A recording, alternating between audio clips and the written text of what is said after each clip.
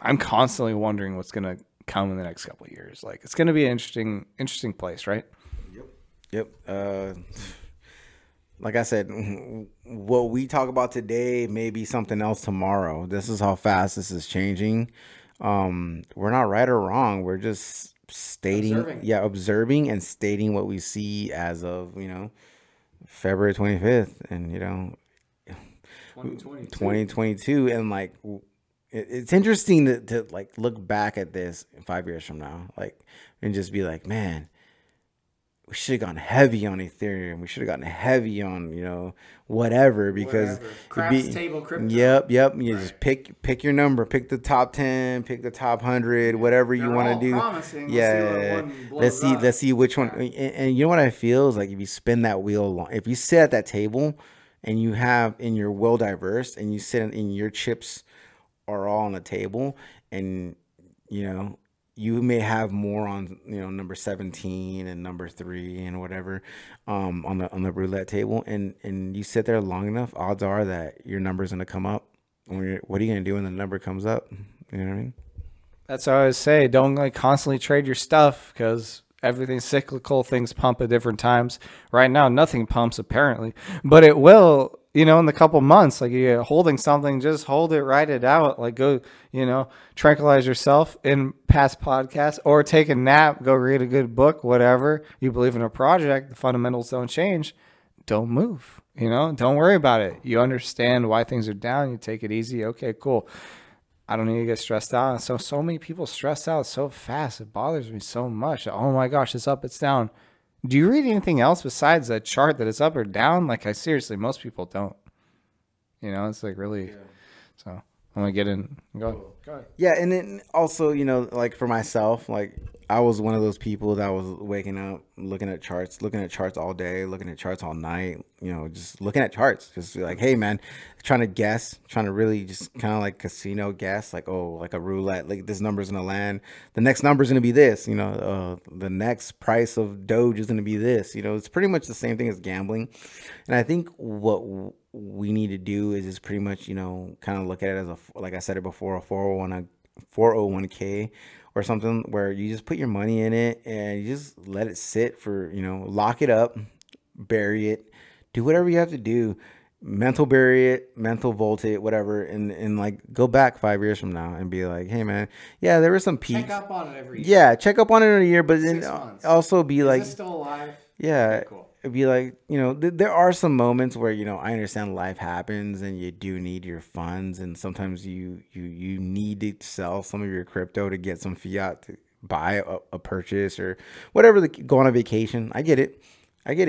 But in the long run, you just have to kind of situate yourself back into your goal and be like, hey, I put money here. This is where I'm at, and this is where I want to be at in 5 years from now. And if it's better than where I'm at now, like let's take some profits, or let's let it ride. But honestly, what I was actually trying to say before this was was like, don't look at the charts. Like if you're in it to like day trade and make money and this is what you do, like I totally respect that. Like, yo, you have nerves of steel when it comes to this. But like if you're just an investor and you just put money in there and be like, hey, see what happens, don't get emotionally attached. You know what I mean? Don't get emotionally attached to anything like this. This is really bad for your mental health if you're looking at this like every hour or every 5 minutes. Yeah, for sure. That's where I'm like kind of like diversified. I went into like NFTs and that got crazy, and I'm like, okay. Still need to check my mental Yeah. So that got crazy, and I'm like, all right, I need to stop looking at this. So then I'm like, I switched over to comic books, and the comic books are actually really cool and fun, and they're not really moving. You know what I mean? They're not like NFTs or crypto. I mean, obviously they did have a pump last year. They're still NFT comic books. There are NFT comic Just books. to clarify. Yes, clarifying. Yes, clarifying. There are NFT comic books. You do own them. If VV goes away and like, they for some reason their servers crash, or they just say, hey, yeah, they're just like, hey man, like, we don't want to do this anymore. You'll still own. They're still going to be in the blockchain. And that's the misconception of everything. Yeah, it's very nice. It's like you still bought it. It's like you going to the store and buying a comic book, and like, Marvel says like, hey, you know what? we're done. They You still own that Marvel comic. because they probably really don't want Disney to sue them. Exactly. You still own the You still comic. own it, don't worry. Yeah, Take you it still easy. you still own the comic. You know what I mean? Like, don't be scared. But that's like the misconception of like NFTs and like comic books and all this stuff is like, well, you don't really own it. And there's other apps out there that you can like, Marvel has their own online readable, comics. Why would I want to go buy the physical DVD or, when I can stream it on Netflix? Like, well, they have licensing rights, and obviously Marvel is Marvel, but you don't own it. Right. I'd much rather have an NFT. Yeah, because you can own it. Like, you can't like you can't sell your Netflix, Witcher season 2 to I can't sell it to them. You know what I mean? Yeah, I can't. I don't own it. I don't own it, but I can. want it. Yeah, I can't, dude. Netflix owns it, dude. I can just stream it. That's all I can do. But I can sell you my Amazing Spider-Man #1 from Vivi. That's the difference. I love it. And that's the thing. Like, just don't try to focus in on one thing or one cryptocurrency or just the cryptocurrency market. Don't obsess about it. Like, it's cool to be obsessed with it, but like, just don't let it be in a healthy, reasonable way. Yeah. Be modest with it. Like we're telling you, if you understand why things are down, then you don't stress. Look for logical, reasonable things of, I have literally no stress, and prices are down like over 60%. I don't even care at all right now. And I keep just trying to scream into this microphone so hopefully people will watch this and understand. It's going to take a while, whatever. People will catch on eventually once this stuff is around for many years, but whatever. That's cool. I'm the one making money. I'm not selling all my stuff when it's, at a loss. Like, I'm fine. I'll write it out, but some people aren't going to get that. They don't get there. They go look at a chart. It's down a lot. Oh, I don't get it. Okay. If you don't take into those factors of all the other things that are going on in the world, like, you don't understand. And if you already think you're scared in stocks, you're going to be terrified in crypto because it's like 10 to 100 times worse. It's like, it's volatile, but that's the other thing, right? It's volatile. That just means you can make more money. You know what I mean? Cut you off. I was just like, I thought we were done with that article. Okay. All right. So DeFi flashes early revival signs and retails, and institutional flow trickles in. What is DeFi? I'll tell you what it is. Decentralized finance. Like we were talking about previous podcast. Is like, dude, I wasn't around when, Wells Fargo and Bank of America were here. Like, I would have invested in it. But this is the modern age.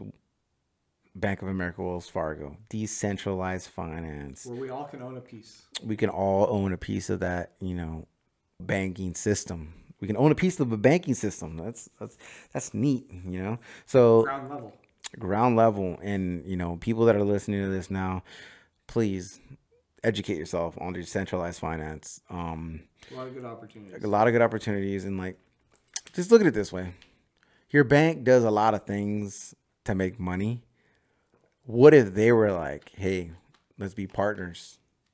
That's pretty much what decentralized finance is being a partner in a banking system and not a client. Yeah. So DeFi has a rough go so far in 2022. Shows the top 10 ranked DeFi assets currently down by 10 to 50% since the start of the year. Yeah, man, this 2020 has been rough. Everything's been rough. I can't wait till the end of the year. We're just gonna be sitting here like partying, throwing cakes and shit. And because like, wow, why did I make so much money? But right now it's rough. Yeah, right now it's rough. Yeah. All I want to say in regards to this rough part of cryptocurrency is like, it's rough, but if you're an early adopter, this is just a higher low. You know what I mean? From where you entered from. But if you're one of those people that bought the peak, this is a new low. And you just got to hang in there. There's going to be a higher low. It will be a higher low. And if you've already been around, if you've already been around, you already see this coming. Like, we understand all this. We're not sitting here, scared, nervous, new anxiety that I didn't even know I could possibly have because the crypto's stressing me out. Like, I'm good. We've been around for a while. You see things up and down and up and down. You see news and cycles and everything. It's like, okay, like, put me to sleep.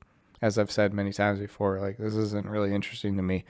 Wake me up again in 3 to 6 months when all this stuff goes up again. Thank you very much. Yep. So a positive is the situation may change soon as funds have begun to flow back into the DeFi ecosystem following a month of decline as data shows institutional and retail funds return to crypto market. So data from DeFi. Defillama. Great website, by the way. I've Is been it? meaning to talk about Yeah, that. okay. We need to bring one of those articles up and just go through. The website's great.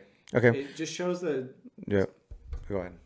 Defillama shows the total value locked in any protocol at any given time, and it will go up and down depending on how much value locked. I love this because I've been meaning to talk about it. Why do I know all this stuff?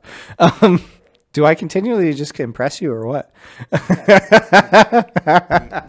This is what it is about being passionate about crypto and rabbit holes. Like yeah, you may invest it in Ethereum because of a friend, or Doge because of Elon, or whatever the case may be, but that's just like a gateway. It's like a gateway into so much awesome stuff. This is total value locked. Okay.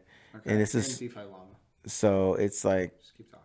there's so much stuff going on out there, and like you get introduced to the gate. I call it gateway. It's kind of like a gateway drug. You get gateway into it. You're like, okay, I got into Doge, or I got into Ethereum or Cardano, and then you just start looking at the possibilities. And this is what happens. You end up, going to Defillama, where it shows this is how much money is locked up In most protocols. most protocols. Yeah, so when you lock up money, this is what we mean. It's like it's staked. In more modern term, it would be like you put your money in a CD, like a bank account CD, where you lock it up and you gain interest from your money, and you can't touch it within the terms. The terms it can be like a year, it could be 5 years, it could be 10 years. It doesn't, the terms, it's up in the air. But this is what this is. But this is more aggressive, way more aggressive than the 0.00025 that you're going to get. So go ahead and let them know what this is all about. So basically, I love this. Just like arbitrarily came up because I've been meaning to talk about this. But yeah, it's just all value locked over most DeFi protocols. I'm sure I can't be absolute and say it's everything, but kind of just records this all from let's say January last year, right? It was $20 billion, and now we're sitting at like $200 billion. So you're talking about all these different coins and all these different protocols and all this different stuff, right? And we can actually look through, Curve, Maker Finance, Aave, Anchor, Uniswap, Compound, anyways, Pancake Swap, Sushi Swap, Yearn Finance, Abracadabra. There's a lot of big names in here. If you're already in this space, you know all about them. You're playing around with them. You're making some money, maybe not, whatever, but you're aware of them. This is all a good sign. You want to see this number go up because basically total value locked is money that people have locked away in the protocols that are some of them are staking and showing good faith that you're interested in the in the protocol and you're not leaving. So whether it's that or you're borrowing, lending, whatever, I don't know all the factors that go into this, but it's factors, money that's attached to Curve, Aave, etc. So that's basically it. You always want to see this going up. It's good stuff. It's been a little down recently. We're not surprised because everything's been down the last couple months. But you compare it to, like I said, last January 2021, and you're looking at 20 billion, and now you're at 200 billion. It's good stuff. Where is this going to be in a year or two? I mean, that's the awesome question. This is an awesome sign. But if you want to look at some new project, you want to see how much total value locked, you can go up here at the top and search it out. So this is another good way.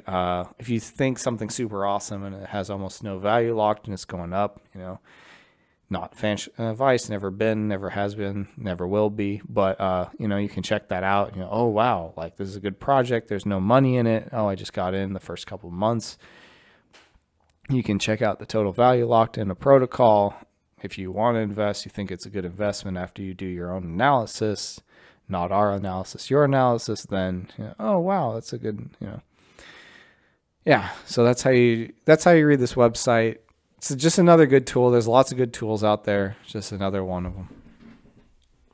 Yep. And yeah, it's good stuff. Back to the article. Let's look at this. Data from Defillama shows that overall, the total value locked in the DeFi platform has climbed to 211 billion by February, up from a low of 185 billion in January 31st.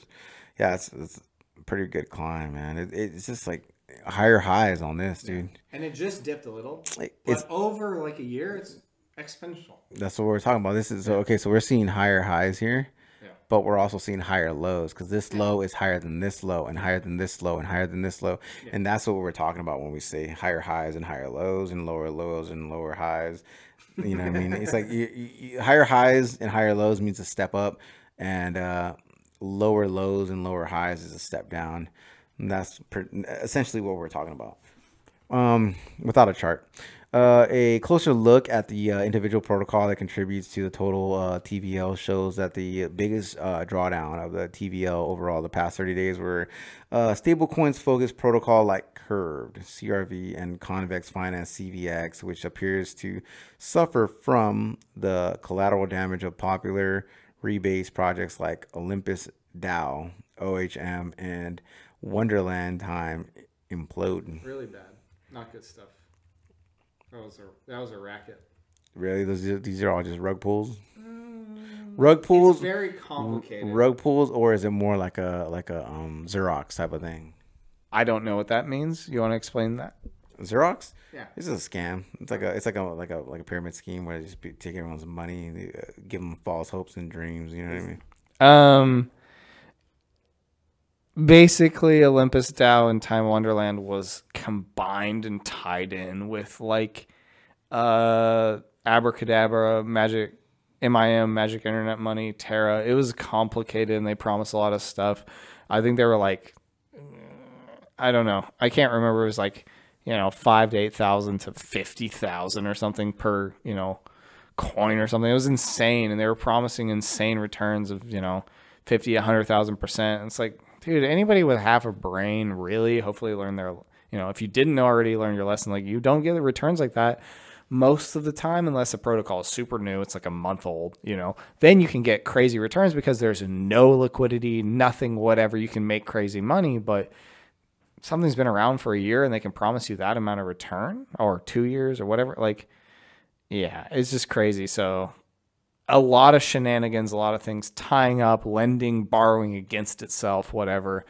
And then they'd also be like, well, if you buy this coin, then you can like lend out and like let the next person, the person before, like, cash out. So you're always using somebody else's money to make money. It's not good. It's very sketchy. So I'm not a fan. I wasn't surprised when that imploded. Turns out one of the guys that was in charge of that was already a scammer. So we don't need to get all into that. But yeah, once you understand like the full story, if you look it up, like, oh, wow, that, this person was involved. It's already like a full, well-known scammer. It's not that surprising what's happened. So. Yeah. There's a lot of that. There's a lot of that going on. Be careful. Just be careful. If it's too good to be true, it might be. The saying of only invest what you're willing to lose is true because, people that invested with them lost everything. So choose your investments wisely. Every crisis presents an opportunity, however, and in this instance, it is the decentralized stablecoin protocol FRAX. FHS has the benefit of the select stablecoin shakeup. The protocol TVL has increased 35.81% over the past 30 days. So DEX activity remains elevated aside from the total value of locked metrics, which has its own strength and weakness across DeFi platforms, continuing to increase over the year in the volume of transactions. Decentralized exchange, DEX. That's what DEX stands for, decentralized exchange. So they use the D in decentralized and the EX from exchange. There's a lot of that. Like there's always DEX and DApps and these little abbreviations, and I'm just reiterating that because it's very meaningful to know these. meanings. Over the past 3 months, most ranking among the highest recording history over volume. Yeah, it's been getting popular, very popular, and it just keeps going up, which is good. It's kind of like the whole NFT thing too, where it's just like getting adopted more and more. A lot of good DeFi out there, Yep. for sure. Uniswap remains the dominant DEX with a 77.9% volume transaction, followed by the 7.8 of Curve and 5.6% of Sushi Swap. So Sushi Swap is actually less than Uniswap. That's intense. Didn't know. I didn't know that. I thought they were like pretty close. I didn't know they were that far off. I think Sushi Swap is just a newer one. There's Newer a lot one? of swaps. There's a lot Yeah. of swaps out there. I know Uniswap is a unicorn one. It's like the little pink unicorn. king. Yeah, it's the king of unicorns. Like King of swaps. you can't miss it, dude. Like the logo on this thing is a unicorn, dude. And like, come on. And Sushi Swap is literally got sushi on it. It's got a little sushi, like what is that little sushi called where they just lay it on a bed of rice? Sashimi. It don't matter. It's not the sushi roll. It's like the sushi, like, you know what I mean, like where it's not rolled up. It's just laid on a bed of rice, right. and that's what it looks like. It's just like a little actually raw. Yeah. Some sushi is cooked. Well, yeah. The only cooked sushi would be like a deep fried tempura or like something that says it's delicious. Deep fried. Yeah. Deep fried is the best, by the way. Deep fried. It would. I mean. I'm a fan. Yeah, I mean, I'd rather just eat a bed of salmon.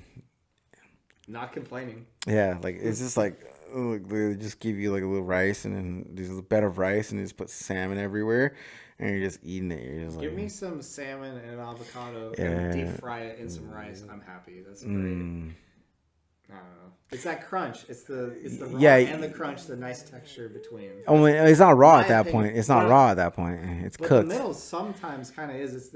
It's fried on the outside. That's whatever. It's cooked. Look at all us looking ignorant, huh? No, you like honestly like when you get the sashimi or whatever they call it, it's like the salmon is so buttery. It's like, dude, you don't even have to. You don't even have to chew it, bro. You just like slurp. No, like not. I want to say slurp it, but kind of just let it dissolve in your mouth. Yeah, it's bomb. I wonder how much of that we'll keep in there. Probably cut a lot of that. Yeah, we will definitely cut most of this because we sound very judgmental and like we're talking about sushi, bro. But anyways, yeah. So according to the data from Token Terminal, the three leading protocols of the gross merchants value (GMV) over the past 3 days, which is a metric measuring the total value of sales in certain periods times, has been Uniswap, DYDX, and Spooky Swap. Ooh, since it's spooky. I think, are we about done? Is that about it? I think we're good. Yeah, I think we're good for now. Yeah, bro. Let's wrap it up. All right. Well, guys, thanks for joining us on this segment of Two Dudes in One Garage. This is Leo signing out. Hopefully you found this useful. Comment, subscribe, give us any feedback. Let us know. Check it out. Thanks for hanging out with us on Two Dudes, One Garage. Have a good one. See you later.